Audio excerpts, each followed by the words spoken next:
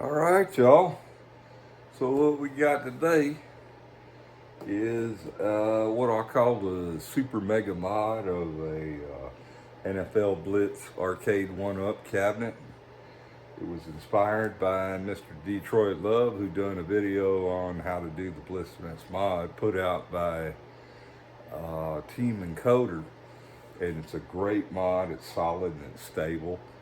Um, And if you're using an older laptop, like a Windows 7 based machine, it's got to install the drivers and it may have a hiccup. Mine did. And all I had to do was restart it and then it ran just fine.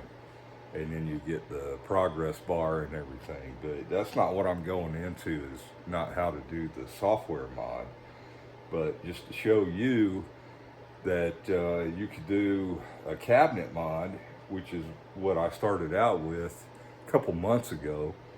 I wanted to do a bar top version of the Blitz, which I believe that if Arcade1up was to re-release NFL Blitz in this type of version, maybe they could probably do a better job. I don't know. This was just like on a whim inspired type of deal, but it came out excellent, and it's made from multiple cabinets. The control deck is an original Blitz cabinet deck that I chopped down into a cabaret size so that it would fit in this Mortal Kombat 2. This is the Legacy Edition Mortal Kombat 2 cabinet. But when I peeled the graphics off, it was all red on the sides. I was like, man, that's some beautiful melanite or whatever they use. The front panel's made from leftover Miss Pac-Man piece, part of that control panel. I did get some graphics from eBay from a seller that has, they're very high quality, because those graphics were originally on the front part of that panel that I had to shave off to make it fit without modifying the angle of the back screen. The back screen is the bezel is a NFL Blitz bezel on the NFL Blitz back piece that fit in. The width was perfect. I did have to chop some of the bottom and the top. And then the marquee is made up of a cut down Blitz version, because it's a little bit wider on that cabinet. And then the back box is from a Simpsons cabinet that I peeled the graphic off of to have the back illumination. And then the front frame and plexiglass came from DIY Arcade, that I glued on and screwed it through. There's actually wood in the back of that light box. So it came out all right. It got a lot of light bleed on the bottom. I'm going to have to paint down there with some black paint and get it covered up. The buttons also came from DIY Arcade. They're illuminated. They're 12-volt jobs. They're a little bright.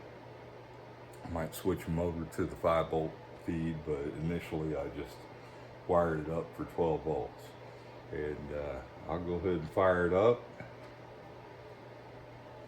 You see it got all bright. Those those panel lights are pretty bright. But it's booting into the Blitzmas. Well, it shows up like regular Arcade 1-up right off the bat, but it will go into the Blitzmas menu. Kind of seamless. You can't really tell. If I pull it out and go back to the original menu, it's the same up to this point. And then when the splash screen comes up, it's different. You can see here we got Arcade 1-up Blitz. And then if I went the other way, wound to RetroArch, which I would like to see the ability to take that away, because that will confuse my grandsons, and they like to play these kind of games. So the Blitzmas treat you do to unlock late hits. Then you got Open Ice, NBA Jam, NBA Hang Time, Showtime. So and that's a Dreamcast version, which I have it on Dreamcast, but I've not played it that much. I played it more on Nintendo 64, but you can see it working. The only other thing's different is I put red bat tops on instead, and the load seems pretty seamless. It goes to what appears to be the regular menu, and then you go through just like you normally would, select your teams.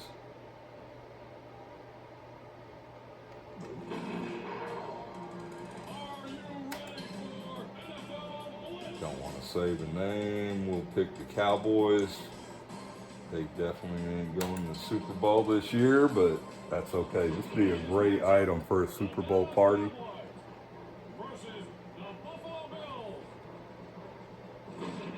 I got just standard speakers in there. I didn't do anything special with them.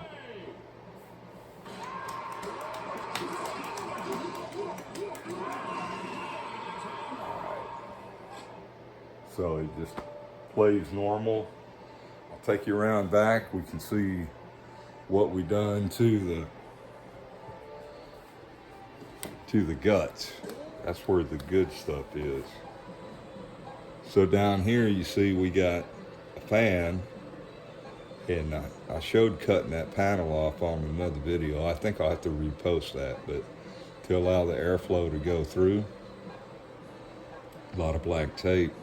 See my wiring right here with some JST connectors from a RC airplane setup to join up my power down to the lighted buttons and back over to the fan. That fan on the motherboard, when I had it extended and out, I did not see it ever spin up. I don't know if it does it when it gets warm enough. I feel a little heat on that back panel, but probably not as bad as before. So with that, I think that about wraps it up. I mean,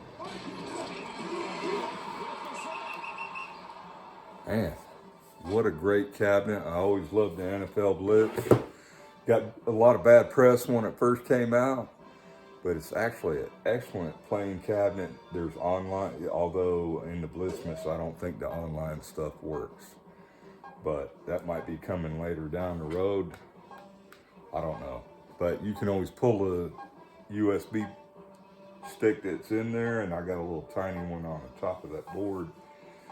And I'm thinking about putting a switch to turn these lights off.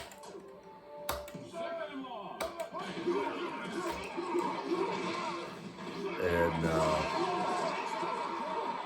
I don't know. I don't know if they'll bug me too much while they're playing, but it ain't horrible. Like I said, there's a lot of washout on the screen, but I didn't put the Joe Sabos, which I did on my main one, and it's beautiful.